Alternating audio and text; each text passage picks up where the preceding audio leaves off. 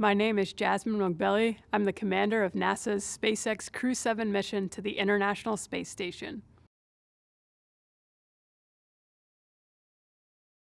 I was born in Bad Nauheim, Germany. My parents left Iran during the revolution and ended up in Germany. My brother and I were both born there, and then we eventually came to the United States when I was just a baby. So I grew up in New York. Before I was 5, we moved around a bit in Queens, New York, and then ended up in Long Island. And Baldwin, New York is where I grew up. Went through kindergarten to all the way through high school in New York. And growing up in Baldwin on Long Island I feel really lucky. And that's something I think I didn't realize as a kid, how lucky I was to grow up there, but went to public schools and we had all sorts of different activities. You know, they didn't just stress the academics, but also the arts, music, and performing arts, all those sorts of things. I played sports all throughout my time in middle school and high school there. And after that, I went on to the Massachusetts Institute of Technology, studied aerospace engineering there for 4 years. I also played a few varsity sports while I was there, and then joined the Marine Corps after that. I always loved team sports from a really young age. I started playing basketball in 2nd grade, but even before then, I remember I was just waiting to play, waiting to join a team. And I did at some points try some non-team sports, and I was always just drawn to the team sports because you rely on one another, and I felt like I grew so much as a person playing team sports.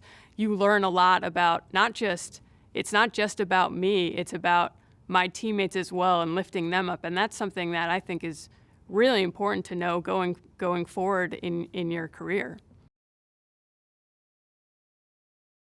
You know, I was just drawn, I think, to space in general as a kid. I remember, even in elementary school, once a year at least, they would bring in this dome in the gym and we'd get to sit in it and they'd talk about the constellations.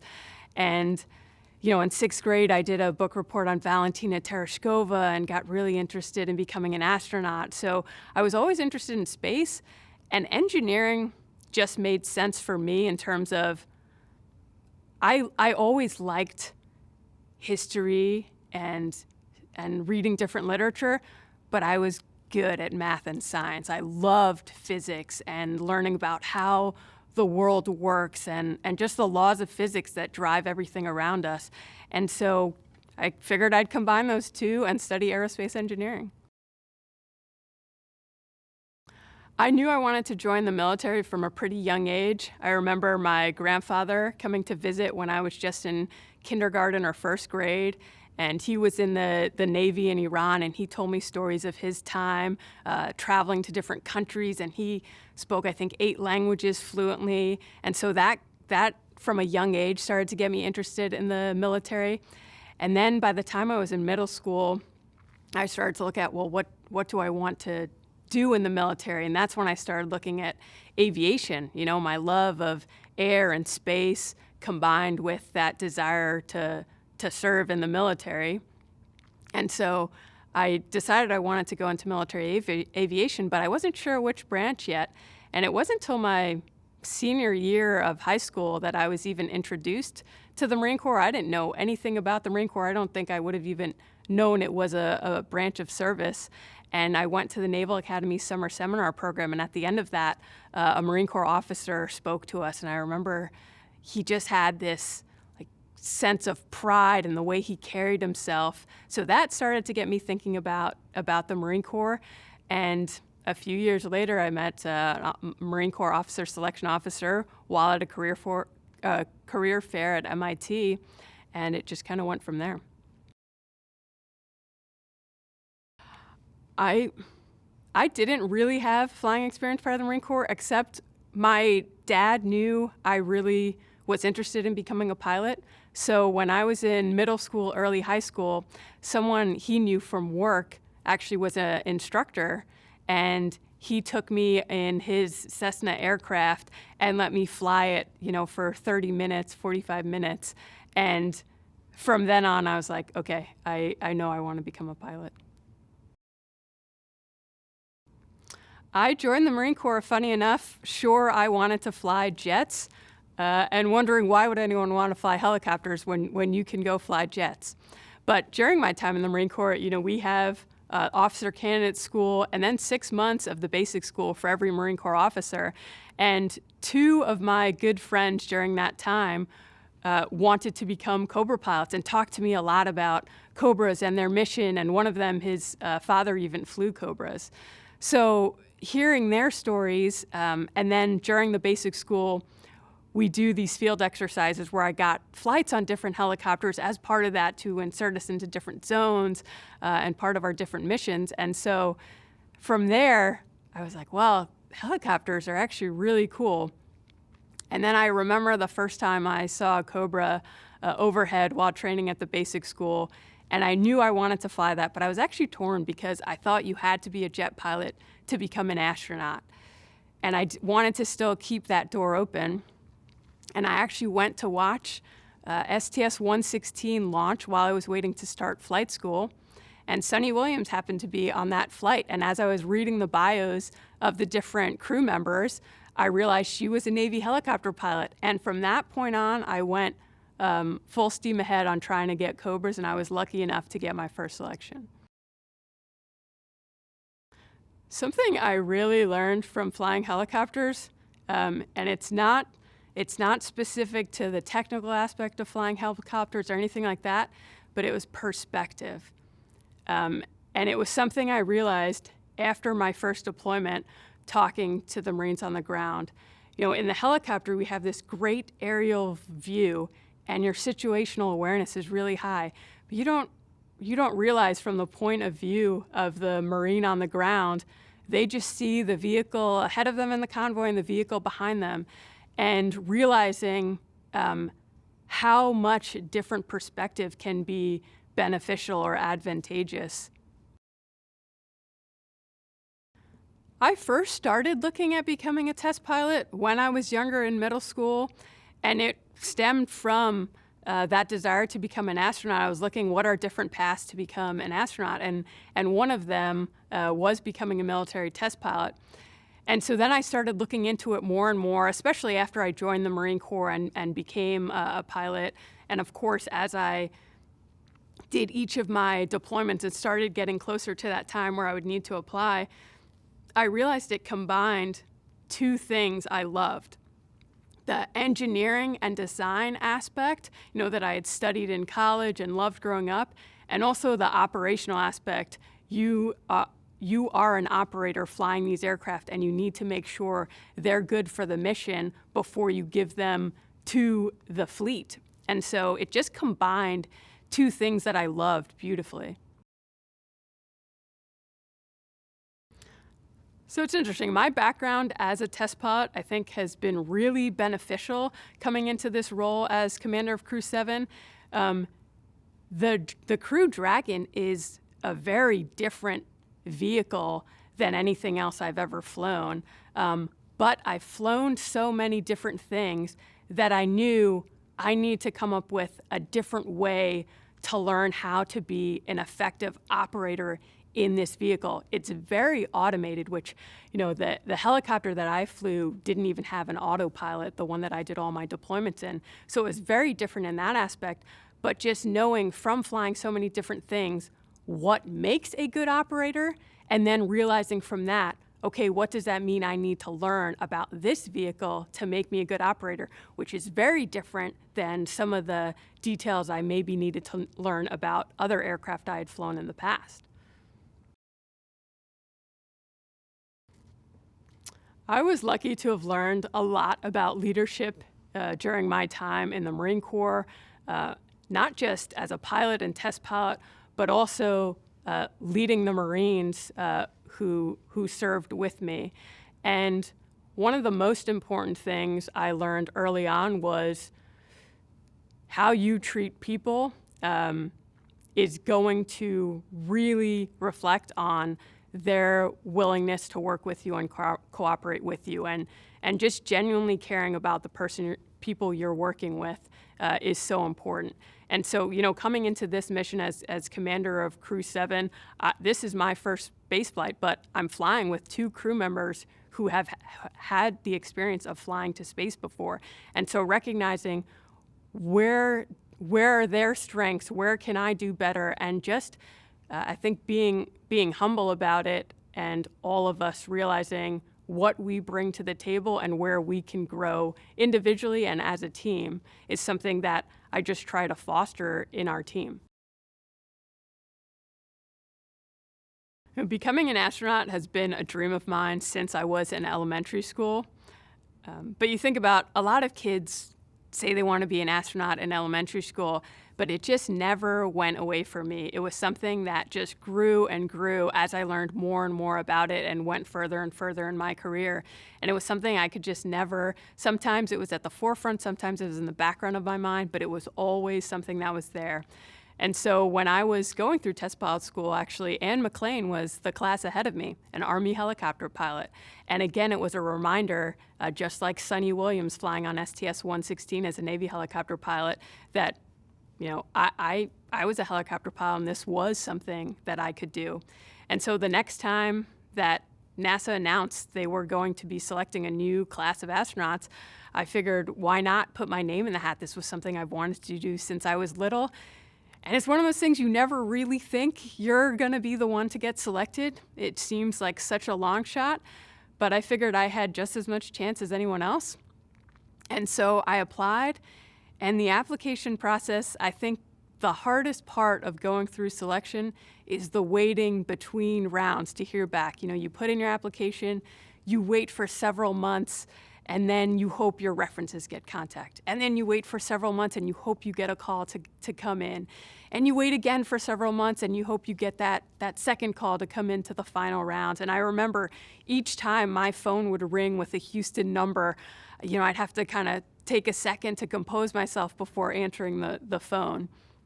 And I remember when I went in for that final round, each time I met the other candidates, I thought to myself, this has been such a fun and amazing experience, but there's no way I'm going to be selected because these other people are just incredible, and any one of them would do such a great job. And so I remember when I got that final call, I had just gotten off a red-eye flight going to a friend's wedding, and I was trying to check into my hotel room, and my phone rang with that Houston number. And I just kind of dropped my things in the hallway to get inside and answer the phone. And the first thing they did when they called was made small talk. How's it going? And all you want to know at that point is, did I make it or not? And then finally they asked, would you like to come join the 22nd group of astronaut candidates? And I don't think I've ever had such a strong physiological reaction to something. Of course I said yes, and then they tell you, well, you can't tell anyone yet except maybe your close family and your boss because we need you to come out for the announcement. And so trying to call my parents afterwards, my hands were shaking. It took me a couple of tries just to dial their number. So it's hard to describe when you've wanted something your whole life that just seemed unattainable, and you actually achieve that goal. Our Crew 7 mission to the International Space Station will take our 4 crew members to the International Space Station, which is, think of it as an orbiting laboratory around the Earth. The main purpose of the International Space Station is to perform science, and that comes in many different forms. We're doing science and research on ourselves, our human bodies, and how we react in space so that we can eventually go further in the solar system. We're learning about our planet Earth and looking back at Earth and the different weather phenomenons and what's happening in our tropical regions and all those sorts of things. We're learning about the Earth. And then as part of that also, in the International Space Station, because you have weightlessness, you can do a lot of things you couldn't do back here in 1G. When you talk about composite materials, learning about how they form in that weightlessness environment is different than how they form in 1G, and you can use that to your advantage. Or looking at tissues and cell cultures. When we make cell cultures here on Earth, they're two-dimensional because they're on a flat surface. But on the space station, we can make those three-dimensional, so they're more like our tissues are here on Earth, and that leads into medical research, studying the impacts of radiation and aging on our bodies. And so all those things we do, and also just the technologies we need to develop in order to live and work in space, are beneficial to us back here on Earth. Things like water is really heavy to launch to the International Space Station. So we regenerate the moisture in the air, our humidity, our sweat, and things like that, and then clean it and use it as drinking water or water to hydrate our food. That's really beneficial for areas that don't have access to clean water. The technologies we use to rehabilitate our bodies when we return from space flight have applications to physical therapy for other patients here on Earth. So I think just by virtue of the technologies we need for living and working in space, we're developing technologies that help us back here on Earth. As I think about going into this 6-month mission, something I try to remind myself to do while I'm up there is be in each moment and focus on what I'm doing that minute. We have long schedules. There's a lot of work to accomplish up there. And we're switching tasks from very different things, going from maintaining the space station 1 minute to performing a science experiment the next. And so making sure I'm present for what I'm doing in that moment and reminding myself why it's important, that thing that I'm doing in that moment. The SpaceX Dragon is unlike any vehicle I've flown before. It is a highly automated vehicle, and that requires a different line of thinking in some ways.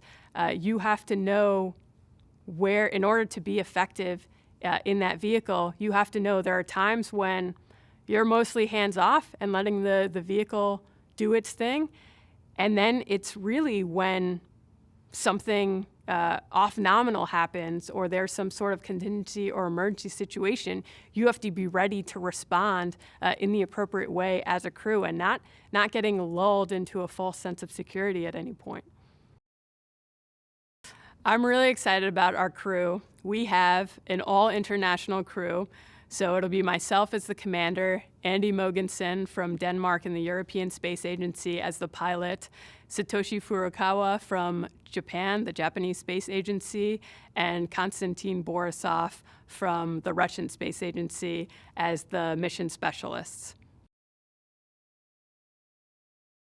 He's really complimentary to me as the pilot on the mission, because I'm someone who's very methodical and sometimes a little slow in that regard, where I'm going step by step. And Andy can just see how things work right away.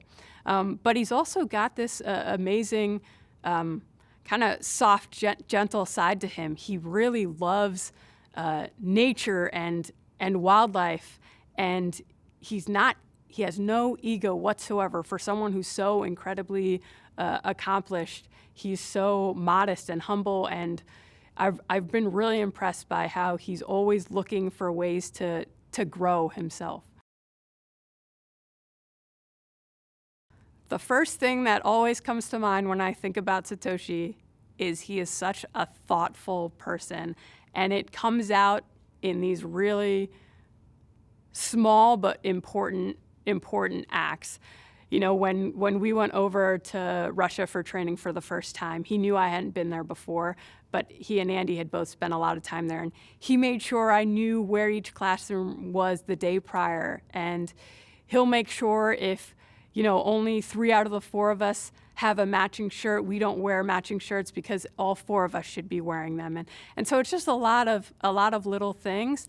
And he's also incredibly funny and very jovial. And he just will come up with things and say things sometimes out of nowhere that completely crack us up. I remember the first time I met Kostya. I had not known him before he was assigned to our mission, and it was even before we knew he would be our 4th crew member. I was just hearing he might be our 4th, and a couple days after hearing that, we met in an elevator here at Johnson Space Center. And I felt so immediately connected to him and so excited that he would be joining our crew. He just has this energy about him in everything that he does. He's really passionate. He's passionate about human spaceflight. He's passionate about everything he does, and he chooses wisely what he does to be something that's meaningful for him. When we sat down as a crew and talked about our patch and what things were really important for us to represent in the patch, there were 2 big themes that were really special to both of us. One was we wanted to make sure we captured that everything we do is ultimately for the benefit of Earth and those on it. And the second was highlighting this really special international crew where we have members, each seat is occupied from a different nation and a different space agency. I think the reason we explore space in this international way is because it's a human thing to explore. Humans have always wanted to push the boundaries. We're curious beings. We want to know what is out there where we haven't been yet. And because of that, and the strength that we have in working together, it's like we talk about redundancy in technical systems. Exploring in an international way builds redundancy in that exploration. And every time we've explored in the past, it has been beneficial to humans and to humankind.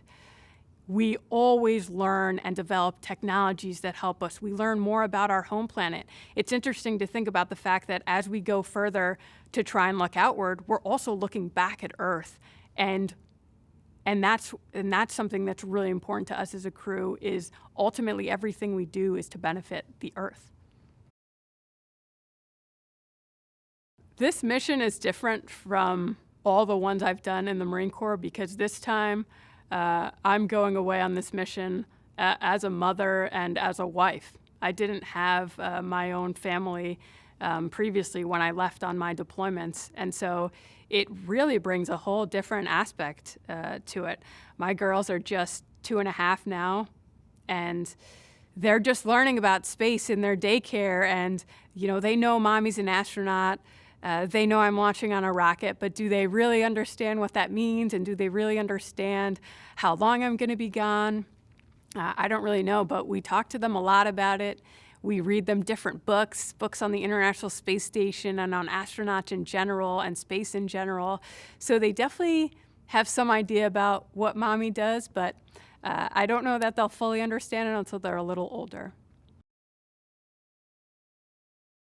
On launch day, after we wake up, we have kind of our final meal before launch. I think that's something that's been a tradition for a long time, is requesting what you're going to have for your last meal before you go into space. Then we do some, take care of logistical stuff, get our briefing, what's the weather looking like, do our medical checks, make sure we're ready for launch. And then we get suited up, which I think is obviously a really exciting moment. But probably the thing I'm most excited for is right before we drive out to the launch pad. That's our last time we see our families and say goodbye. And so my husband Sam and our 2 twin girls, Elda and Estelle, will be there. I'll be in my spacesuit about to drive off, and I'll get to see them for the last time. And then we drive out to the launch pad, get strapped in, and it's go time.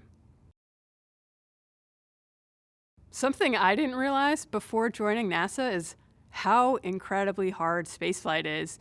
You know, NASA, our international partners, our commercial partners, sometimes make it look flawless and easy. But being here, I realize we've kept humans living and working on the International Space Station for over 20 years now. That's living in space, in the vacuum of space. And there are so many things, little details that need to go into that, from not just the necessities for life. We need air to breathe. We need to be able to communicate back with the ground team. You know, we need to control the temperature, but also the humans up there. And, you know, myself, Andy, Satoshi, and Konstantin, we get to be the ones to be the face of this mission, but there are so many tens of thousands of people who have contributed just to our mission, let alone human space exploration in general. And it's something that I don't think you can fully grasp until you're a part of it, but we've seen the people that help train us, the people that make the hardware, develop the software, every single aspect of it. It takes an incredibly large team. Something I've thought about a lot since coming here is how many people contributed earlier in my life to developing me and my character. And I didn't realize how lucky I was. I grew up going to public school, but I still keep in touch with those teachers. You know, two of my elementary school teachers will be there at my launch. And the importance of making kids believe that they can do something at such a young age, that carried with me throughout my life. And it was from my teachers, from my friends, and from my family. And that's what made me believe I should apply and could potentially become an astronaut. And because I believed that, I worked hard to achieve it, because it always seemed like a real option to me. And so I think that's something that I'm really grateful for, having grown up in Baldwin, New York, and having had some incredible role models and mentors at a young age.